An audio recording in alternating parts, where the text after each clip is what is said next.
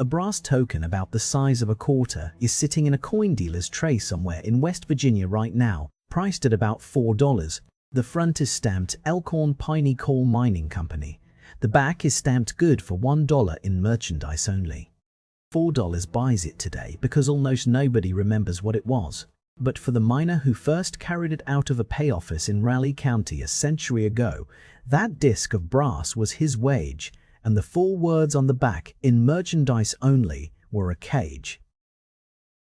He could not spend it at any store the company did not own. He could not deposit it in a bank, because no bank would take it at face value. He could not save his way out, because next month's rent, next month's doctor fee, and next month's blasting powder were already entered against his name in a ledger he was never invited to read.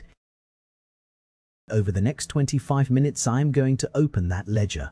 I am going to show you who actually minted America's private money, walk you line by line through a miner's monthly account to show you exactly where the pay went, take you inside an 1886 courtroom where judges struck down a law designed to stop all of this and justified it with a phrase you will not believe, and then follow the company store forward into the present, because this model did not die when Congress finally outlawed it.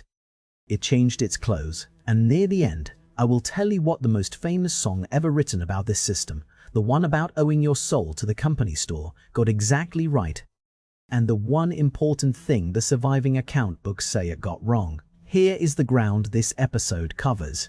First, the token itself, the 2 Ohio firms that manufactured private money for coal and lumber companies across the country, and the patented system that made each coin worthless one town over. Second, the ledger, a representative month of deductions, rent, powder, doctor, burial fund, down to the pay envelope miners called a bobtail check because there was nothing left inside it. Third, the law, the 1886 Pennsylvania decision that made all of this constitutional for a generation, and the 7-word rule from 1938 that finally ended it. Fourth, the reach, how the same mechanism ran a railcar town in Illinois, a textile empire in North Carolina, and cotton country across the Mississippi Delta. And fifth, the present, 5 places the company store still operates today under names that sound like employee benefits. This channel is called Before the System because that is where we look at the machinery that moved American money before the rules you live under existed. This episode draws on the United States Coal Commission survey from the early 1920s, state court records, and account books preserved in university archives, where historians disagree. I will tell you they disagree. Start with the town that was supposed to be the good version. In 1917, the United States Steel Corporation needed coking coal for wartime steel, and its subsidiary, United States Coal and Coke, carved an entire city out of a hollow at the head of Looney Creek in Harlan County, Kentucky. They named it Lynch, after Thomas Lynch, the company's president. Within a few years, by most accounts, close to 10,000 people lived there, and every physical object a resident touched belonged to the corporation. The company built the houses and owned them. It built the hospital and staffed it. It built the hotel, the theater, the school, and the power plant. And at the center of town it built the commissary, a great stone company store where a miner's family could buy flour, boots, furniture, coffins, and everything in between. Lynch was, by the standards of the coalfields, a showcase. The houses had electricity. The hospital was modern. Company officials pointed to it with pride, and they were not entirely wrong to. But look at the structure underneath the paint. A miner in Lynch was paid by his employer, housed by his employer, doctored by his employer, and supplied by his employer, and the money that moved through his hands was designed to travel in a circle. Wages went out through the pay window, and rent, groceries, tools, and fees pulled them straight back in through the commissary counter and the deduction ledger, often without a single piece of United States currency ever touching the man's palm. His lease was not a lease in the ordinary sense either. In coal towns of this era, housing contracts were commonly written so that the house came with the job, which meant losing the job by firing, by injury, or by joining a union could mean losing the roof within days. The surveyors of the United States Coal Commission, reporting in 1923, found that in West Virginia roughly 4 out of 5 miners lived in houses their employer owned. Hold that number because it matters more than any price on any commissary shelf. Lynch was not the exception in this system. Lynch was the flagship.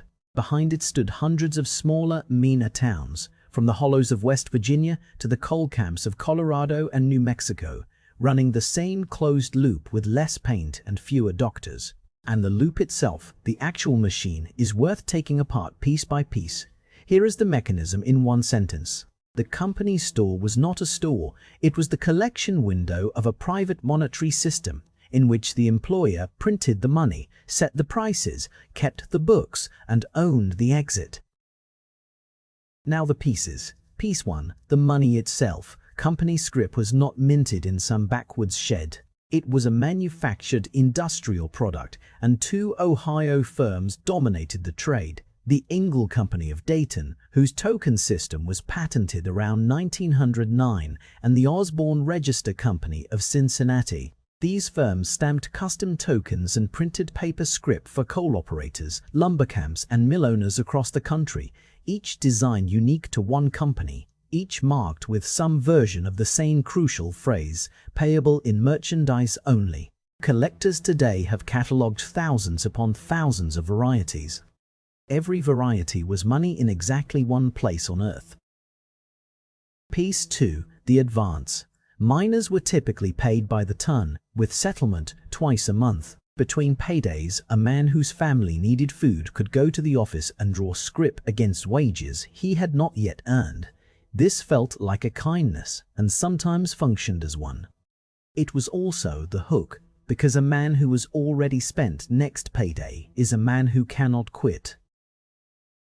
Piece 3, the deductions. Rent for the company house, coal to heat it, the doctor fee, subtracted whether anyone saw the doctor or not, the burial fund, blacksmith charges for sharpening tools, and, in many camps, the blasting powder, fuses and caps the miner needed to do his job at all, purchased from the very employer who paid him by the ton. Read that again. The company paid him for output and sold him the means of producing it. Piece 4, the settlement. On payday, the clerk netted it all out, and whatever survived the arithmetic was paid in cash. Often, nothing survived.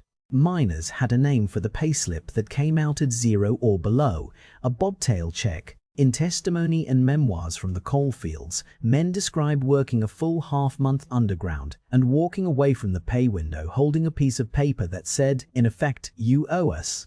And if a family wanted actual dollars, to mail to a relative, to save, to leave.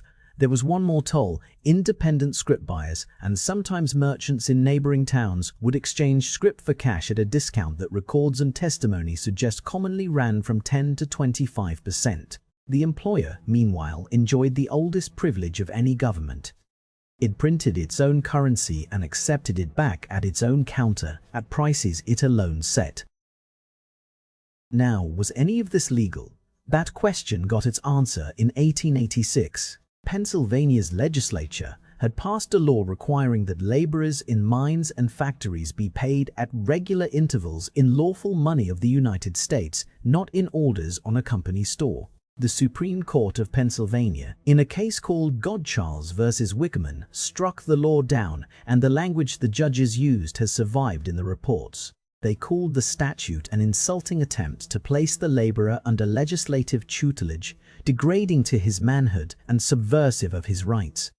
In other words, forcing an employer to pay real money was an offense against the worker's freedom. That reasoning shielded scrip across much of industrial America for a generation, and although the United States Supreme Court began allowing state scrip regulations in 1901, upholding a Tennessee redemption law in Knoxville Iron Company versus Harbison, enforcement stayed thin, and the tokens kept circulating through the hollows for decades more. To see how far the machine reached, leave the coalfields entirely, because the token was never the essential part. The ledger was. First, go north to Illinois in the 1880s. George Pullman, the railcar magnate, built a model town south of Chicago and named it after himself. Brick houses, parks, a library, and roughly 12,000 residents, nearly all of them his employees and their families. Pullman paid in ordinary dollars. He did not need scrip because he collected the rent directly out of the paycheck before the worker ever saw it. When the Depression of 1893 hit, the company cut wages sharply by roughly a quarter for many workers, while the rents in the company's houses stayed where they were. Pay envelopes shrank toward nothing while the deduction line held firm, and in 1894 the town exploded into one of the largest strikes in American history. A bitter saying reported in the press of that era captured the structure better than any economist could. Born in a Pullman house, fed from the Pullman shops, taught in the Pullman school, and when we die we shall be buried in the Pullman cemetery. 4 years later, the Illinois Supreme Court ordered the company to sell the town off, ruling that a manufacturing corporation had no business being a landlord government. Second, go south to the textile Piedmont. In Kannapolis, North Carolina, the Cannon Mills Company built one of the largest towel-making operations in the world, and around it a mill village where the company owned the houses, ran the institutions, and dominated the local economy so completely that Kannapolis did not even incorporate as an actual city with an elected government of its own until 1984. No brass tokens required. When your house, your job, your church lot, and your grocery credit all trace back to one office, the loop closes by itself, quietly, and it can hold for generations. Third and darkest, go to the cotton country of the Mississippi Delta, where the same ledger ran under a different name, the Furnish. A sharecropping family received seed, tools, food, and supplies on credit from the plantation commissary, advanced against a crop that did not exist yet. The landlord kept the books, set the commissary prices, and set the interest, which historians have estimated commonly ran to rates that would be called predatory in any modern context. At settlement time, after the cotton was weighed on the landlord's scales and priced by the landlord's arithmetic, many families learned they had cleared nothing or less than nothing, and the debt rolled forward into the next year. And here the trap had teeth the coal camps never had, because across parts of the South, a web of contract enforcement and vagrancy laws made leaving while indebted legally dangerous. Federal prosecutors brought peonage cases in the early 1900s, and the Supreme Court struck at the legal scaffolding in Bailey versus Alabama in 1911, but the Furnish system itself ground on for decades. Coal token, rent deduction, crop lien. 3 industries, 3 regions, 1 design, pay the worker in a form that flows back to you, hold the roof over his head, and keep the only copy of the books. The design finally met its match in 1938, when the Fair Labor Standards Act established a federal minimum wage, and the rules written under it required that wages be paid in a form workers could actually use anywhere. A standard captured in 7 words: cash or negotiable instrument, payable at par.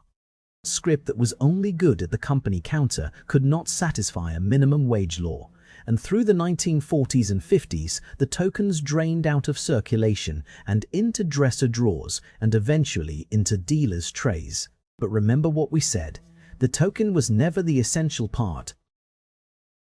So here are 5 places the ledger still runs today. Number 1. Payroll cards. Reporting by the New York Times in 2013 documented workers, many in low-wage retail and food service, receiving wages on employer-arranged debit cards that charged fees to check a balance or withdraw cash, meaning some workers paid money to access their own pay. Federal rules under the Consumer Financial Protection Bureau, the CFPB, now require fee disclosures, and long-standing federal regulation bars employers from making a specific card the only way to get paid. But the structure, wages arriving inside a fee-bearing channel the employer chose, is the commissary counter in plastic form. Number 2. Lease-purchase trucking.